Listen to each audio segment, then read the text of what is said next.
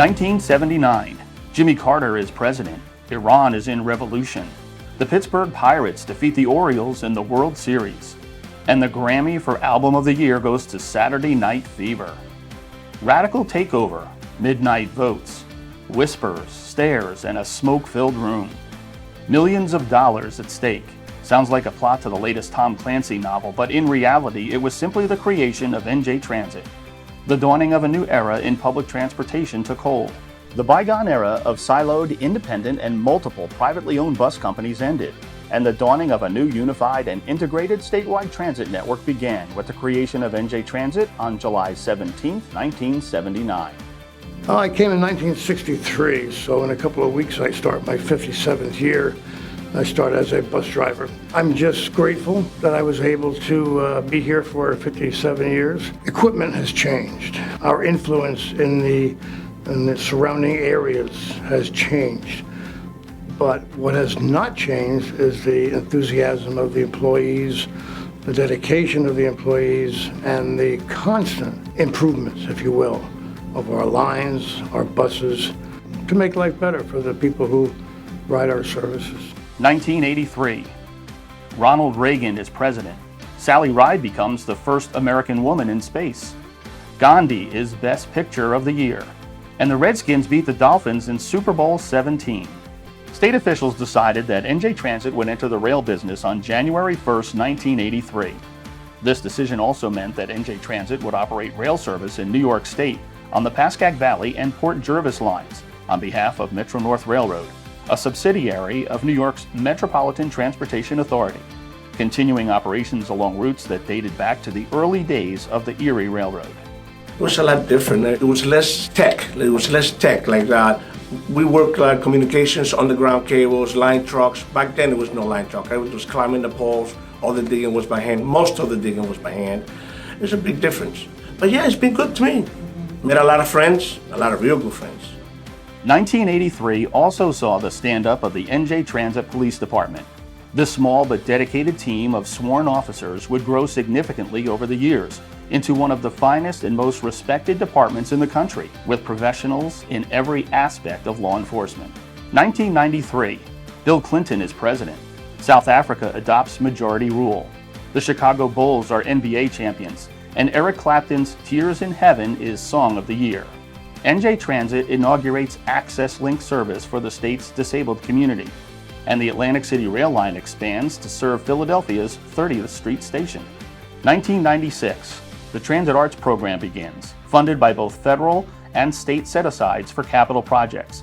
Transit Arts liberates art from the prison of museums and places it in neighborhoods where all the people of New Jersey can be inspired. 2000. The millennium arrives, and Y2K is a big nothing. Mad cow disease has Europe in a frenzy. Heather French of Kentucky is Miss America, and the New Jersey Devils win the Stanley Cup. The year sees the inauguration of Hudson Bergen Light Rail Service, an award-winning design, build, operate, and maintain public-private partnership that launches NJ Transit firmly into the light rail arena. September 11, 2001. America is attacked. In the shadow of the smoldering Twin Towers, the courageous men and women of NJ Transit assist in evacuating thousands who fled Lower Manhattan aboard ferries to Hoboken Terminal. 2003. Saddam Hussein is captured. The Department of Homeland Security begins operations. Serena Williams defeats her sister Venus to win Wimbledon, and The Sopranos gets the Emmy for Outstanding TV Drama. NJ Transit opens the Frank R. Lautenberg station at Secaucus Junction. This $500 million project unites 11 of 12 NJ Transit rail lines and connects the state east to west and north to south. I was the primary project manager for the design and construction of that project. It was an odyssey. The design began in September of 1989, and we actually didn't complete the project in total until the summer of 2006. We wanted to design the station to become an iconic rail transportation hub for the state of New Jersey. New York City has a Grand Central Station. Philadelphia has its 30th Street Station. Washington, D.C. has Union Station. But now, for the first time, the state of New Jersey has its own iconic station. 2005, the Department of Homeland Security makes its first grant to the NJ Transit Police Department for equipment, training, and communications to secure our transit system. October 29, 2012, Superstorm Sandy slams into the metropolitan area with rain and damaging 80-mile-per-hour winds that devastate transit infrastructure along with everything else in its path. The long road back strengthens the company's commitment to resiliency and the innovative concept of the microgrid. 2013, Barack Obama is the nation's first African-American president. Pope Benedict becomes the first pope in almost 600 years to resign.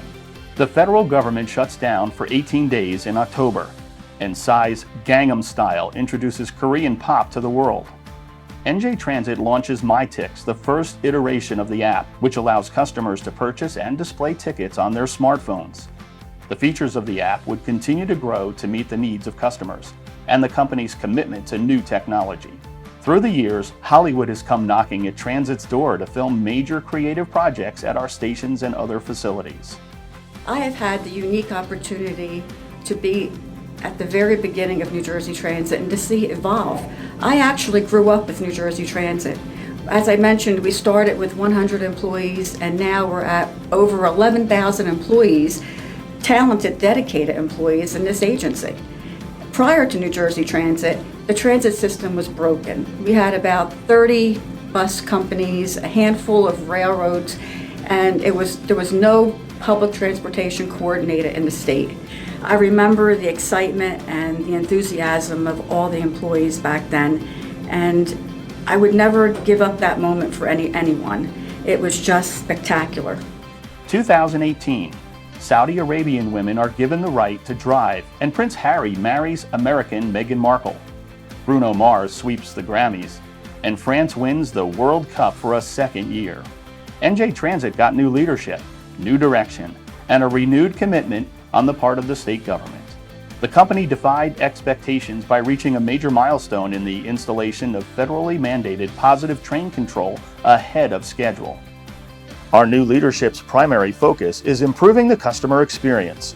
One way to do that is modernizing our rail and bus fleets. For rail customers, NJ Transit has ordered 113 new multi-level rail cars and 17 new dual-mode locomotives. For bus customers, 268 new cruiser and articulated buses are scheduled to arrive next year. We've also been aggressively recruiting for critical positions. We have had more than 500 new bus operators graduate from training since January 2018. The new operators, combined with the new buses, will allow us to serve an additional 500,000 passenger trips annually.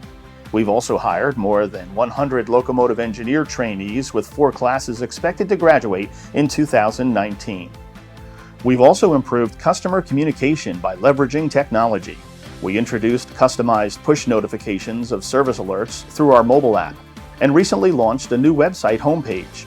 The new homepage features a refreshed layout, streamlined navigation, and easier access to essential information. And all this is just the beginning. I think the importance of New Jersey Transit, when you look at rising out of the ashes of a batch of bankrupt railroads and the collapse nationally of the private sector bus transit system, has been an incredible success story. It's certainly had its ups and downs, like most transit agencies around the country. But if you look at what New Jersey and the amount of mobility and where this company has grown over 40 years is astounding. As we enter our 40th year of operation, the dedicated men and women of NJ Transit continue to prove every day that life begins at 40.